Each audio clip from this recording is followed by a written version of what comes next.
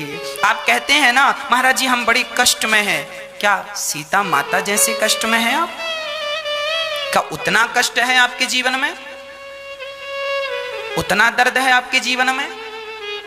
ऐसी माता सीता आज जब सुमंत्र जी देख रहे हैं बिस्तर पर घास के बिछौनों पर आंसू रुक नहीं रहे हैं, राम चलो राम चलो, तब दशरथ जी तब राम जी कह रहे हैं सुमंत्र जी से, कैसे जाएं? क्या हम अपने पिता के वचनों को तोड़कर चले चलें? क्या राजा रंती देव ने अपने वचनों को तोड़ा?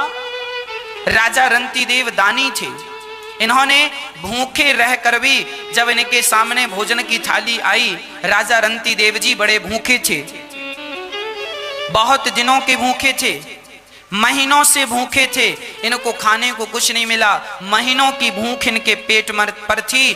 तभी इनकी पत्नी और इनके बच्चा और ये 3 लोग जंगल में दर दर की ठोकर खा रहे थे। महीना बीत गया, महीनों से ज्यादा हो गया, लगभग 50 दिन बीत गए और भोजन का कोई व्यवस्था नहीं हुई। तब गांव में एक भंडारा चल रहा था, अन्न क्षेत्र चल रहा था। सुरंती देव ने वहां प्रसाद लेकर के सोचे चलो नदी के तट पर आचमन करके प्रसाद पाएंगे। तो वहां तीनों जन प्रसाद लेकर आए और वहां केले के पत्तल में प्रसाद रख के और खीर पूरी सब्जी जैसी खाने वाले थे, एक चांडाल कुत्तों को लेकर आया और चांडाल ने कहा भैया हम बड़े भूखे हैं, 15 दिन से भूख लगी है, कहीं खाने को नहीं मिला। रंती देव ने विचार किया राम राम, खुद महीनों के भूखे थे और सामने 15 दिन का भूखा था चांडाल। रंती देव जी ने कहा कोई बात नहीं, आपकी भूख आपकी जान अनिवार्य है, आपका पेट भरना मेरा धर्म है।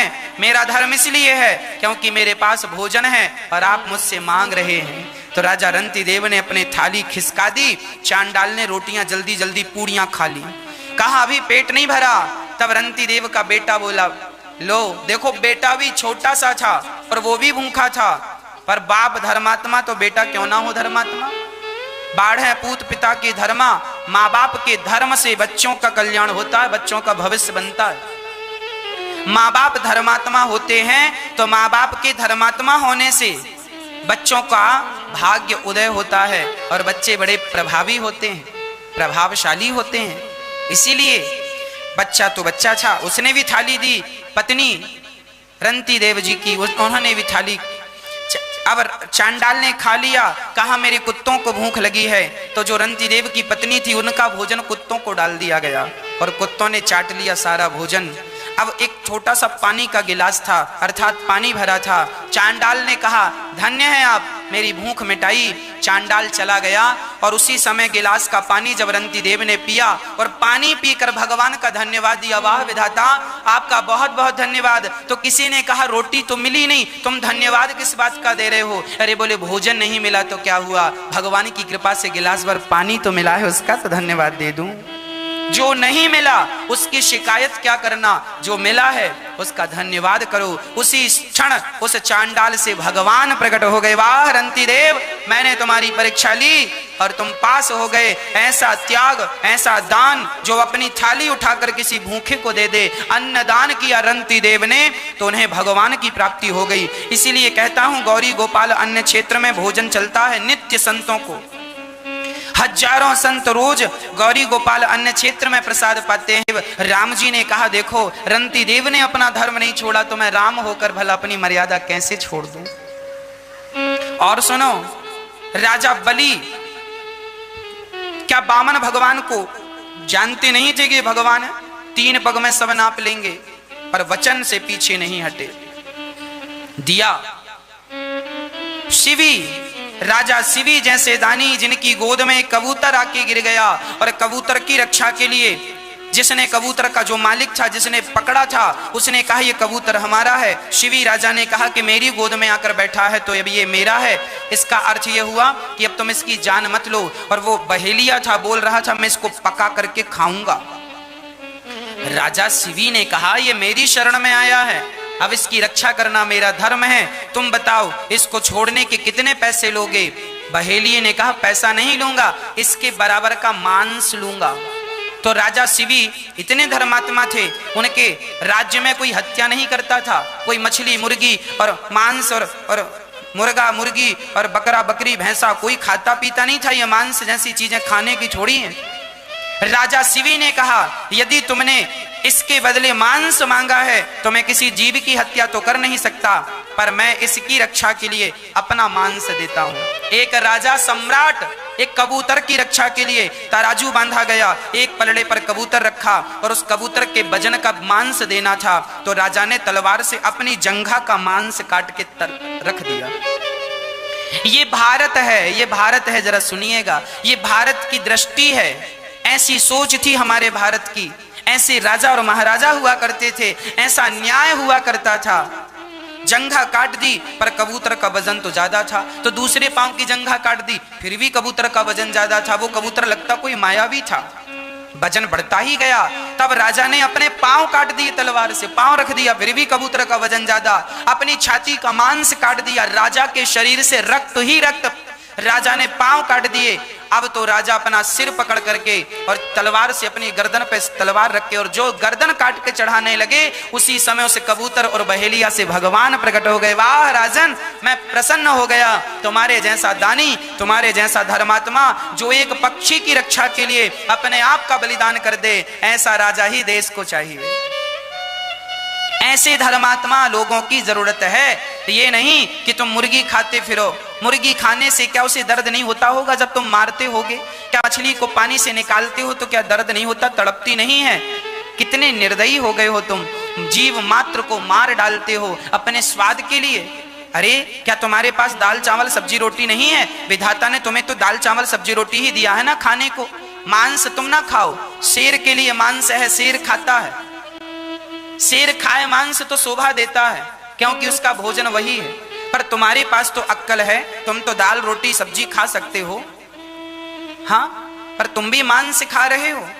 जानते हो ये अपराध जो तुमने किया है, इसका दंड जब हिसाब विधाता लेंगे ना, तो हजारों जन्मों तक तुम्हें नाली का कीड़ा बन करके ये हिसाब चुकाने पड़ेंगे। आज मनुष्यों की जितनी जनसंख्या है, आज पूरी दुनिया में 7 अरब लोग रहते हैं लगभग। जनसंख्या बढ़ गई होगी तो 8 अरब मान लीजिए, लगभग 8 अरब लोग रहते हैं। कितने लोग? 8 अरब। 135 और 140 करोड़ लोग तो हमारे भारत में रहते हैं। हमारे भारत की जनसंख्या 135 और 140 करोड़ के बीच में है। अब ये बताइए कि पूरी दुनिया में 7 अरब लोग रहते हैं। ये बताइए कि यदि हम आपके शहर की नाली के कीड़ों की गिनती कराएं तो एक बड़े नाले में ही अरबों कीड़े निकल जाएंगे। संपूर्ण दुनिया के नालों के कीड़ों की तो गिनती हो ही नहीं सकती। अब आप बताओ, आदमी इतने कम हैं और ये कीड़े इतने ज्यादा क्यों हैं? क्योंकि आदमी जब पाप करता है ना, तो वह एक आदमी जब पाप करता, जैसे तुमने मांस खाया, मुर्गी खाई और अपने माँ बाप को सताया और गलत काम किए, तब भगवान तुम्हें नाली का कीड़ा बनाते हैं और एक बार के लिए नहीं, करोड़ों जन्म के लिए फिक्स कर देते हैं। जन्म लो फिर मर जाओ, जन्म लो फिर मर जाओ, फिर नाली का कीड़ा, फिर नाली, मर गए नाली के कीड़े, नाली में पैदा भए, नाली में मर गए, फिर नाली का कीड़ा, वही हजारों जन्मों तक बनो। उसके बाद फिर तुम चमगादड़ बनना, उसके बाद तुम फिर मुर्गा मुर्गी बनना, उसके बाद तुम मछली बनना, उसके बाद 84 का चक्कर काट के फिर मनुष्य का तन पाना, और फिर मनुष्य के तन को पाकर तुमने फिर जीव हत्या कर दी, तो फिर जाओ नाली का कीड़ा बनो। साधन धाम मोक्ष कर द्वारा ये मनुष्य का तन बड़े भाग्य से मिलता है। मेरी माँ, इसे व्यर्थ ना गवाओ, बड़े भाग्य मानुष तन पावा, सुर दुर्लभ सदग्रंथ निगावा। बड़े भाग्य से भगवान ने ये मनुष्य का तन दिया है। राम जी कह रहे हैं, सुनो, राम जी कह रहे हैं, धर्म न दूसर सत्य समाना, आगम निगम पुराण बखाना। धर्म न दूसर सत्य समाना, आगम निगम पुराण बखाना। धर्म न दूसर सत्य समाना, आगम निगम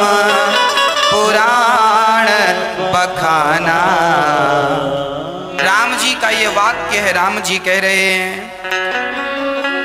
क्या कह रहे हैं कि सबसे बड़ा धर्म है सत्य बोलना, धर्म है ना दूसर सत्य समाना, सत्य से बड़ा कोई धर्म नहीं है मैया। इसीलिए प्राण जाए पर वचन ना जाए, कभी अपने वचनों को, इसीलिए कहा करता हूं मैया भैया, जब तुम ज्यादा खुशी रहा करो, जब तुम ज्यादा प्रसन्न रहा करो ना, तो किसी को कुछ देने का वचन ना दे दिया करो। ज्यादा प्रसन्नता में किसी को कुछ देने का मत कह देना, क्योंकि वो प्रसन्नता शांत होगी तो लगेगा यार हमने तो गलत बोल दिया। अब वो सामने वाला उम्मीद लगाया है कि इन्होंने तो कह दिया है, अब ये देंगे। और ज्यादा दुखी हुआ करो तो कोई निर्णय ना ले लिया करो। कई बार लोग जब बड़े परेशान होते हैं ना, दुखी होते हैं, जा रहे हैं छोड़ के, तुम्हारे घर में आएंगे नहीं, तुम्हारे देहरी को पार नहीं करेंगे और तुम्हारी शकल नहीं देखेंगे, और क्या क्या ना कह देते हैं। जब आप बहुत गुस्से में होते हैं, जब आप बहुत गुस्से में क्रोध में होते हैं ना, तो आप निर्णय ले लेते हैं कुछ कुछ, वो सारे निर्णय गलत होते हैं। क्रोध में लिए हुए निर्णय गलत होते हैं और अधिक प्रसन्नता में भी लिए हुए निर्णय गलत होते हैं। दशरथ जी ने, कैकेयी ने रथ के पहिए पर उंगली लगाई, दशरथ जी बड़े प्रसन्न हो गए, तुमने मेरी रक्षा की, बड़े खुशी के मारे फूल गए। और जब ज्यादा वरदान दे दिया, जाओ हम तुम्हें वरदान दे रहे हैं, ज्यादा खुशी में वरदान दे दिया, परिणाम उन्हीं वरदानों ने ये हालत कर दी।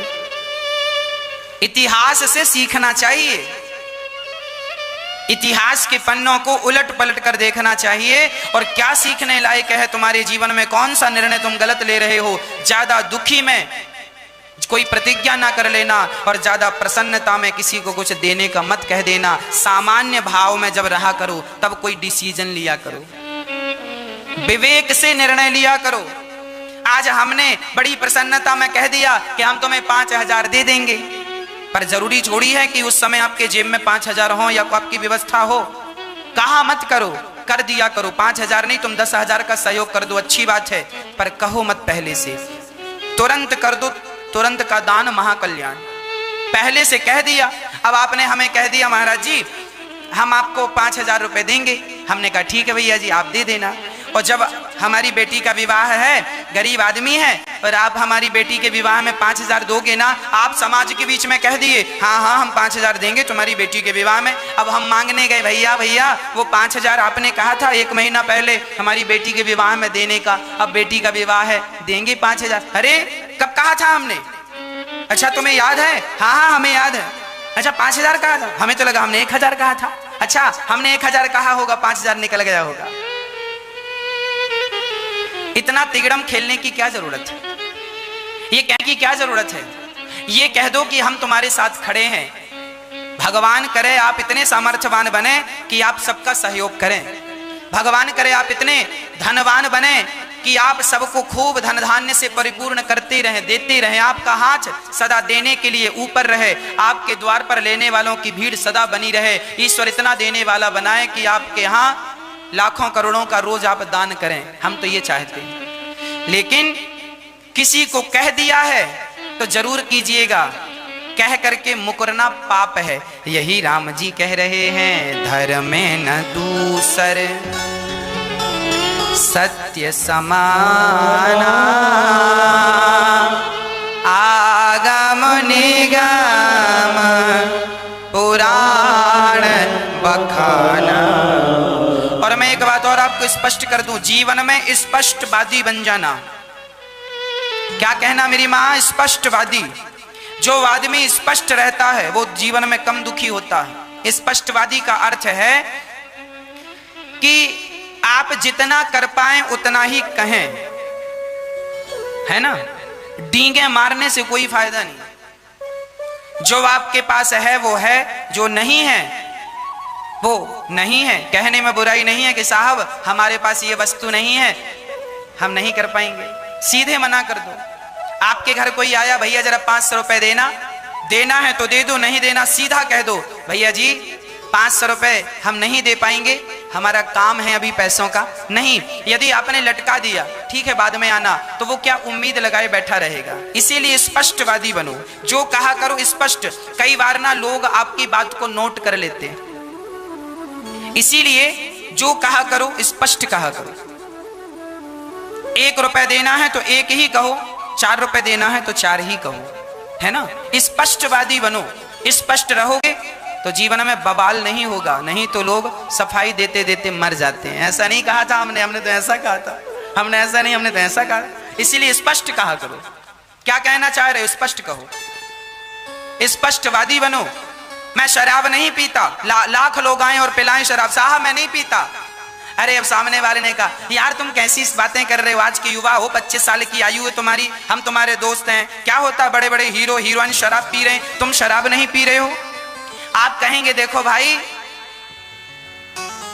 आप कुछ नहीं बोल रहे हैं, वो बोलते जा रहे हैं, बोलते जा रहे हैं। जब आप चुप रहेंगे ना तो वो आज ना सही कल, कल ना सही परसों, परसों ना सही आगे आपको पिवा ही देंगे। इसीलिए स्पष्टवादी बनो। भैया मेरे माता पिता ने, मेरे गुरु ने, मेरे सनातन संस्कृति ने, मेरे वेद पुराणों ने मुझे समझाया है कि शराब पीना मेरे हित में नहीं है, इसीलिए मुझे शराब नहीं पीना।